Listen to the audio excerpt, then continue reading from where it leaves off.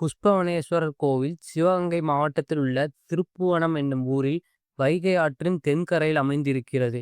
இது மதுரையில் இருந்து சுமார் 20 கிலோமீட்டர் தொலைவில் அமைந்துள்ளது. 64 திருவிளையாடல்களில் ஒரு திருவிளையாடல் நடைபெற்ற திருத்தலம்.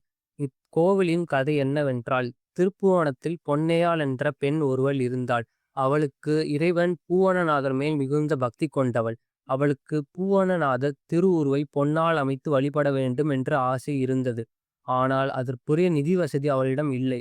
அவள் விருப்பத்தை நிறைவேற்றி வைக்க திருவுளம் கொண்ட இறைவன் ஒரு சித்தராக அவள் முன் வந்தார். பொன்னையாள் வீட்டில் இருந்த பழைய இரும்பு, செம்பு மற்றும் பித்தளை பாத்திரங்களை ரசவாதம் செய்து தூய பொன்னாக மாற்றிக் கொடுத்து அவளுக்கு அருள் செய்தார். கிடைத்த தங்கத்தால் பூவனநாதரின் திருவுருவை வடிக்கச் செய்தாள். இதுவே திருத்தலத்திற்கு மேலும் பெருமை சேர்க்கிறது. இத்திருத்தலத்தின் கட்டமைப்பு சோழ மன்னர் ஆதித்யாவால் கட்டமைக்கப்பட்டுள்ளது. நீங்களும் இத்திருத்தலத்திற்குச் சென்று சிவபெருமான் மற்றும் சௌந்தரநாயகி அம்மன் அருளை பெறுங்கள்.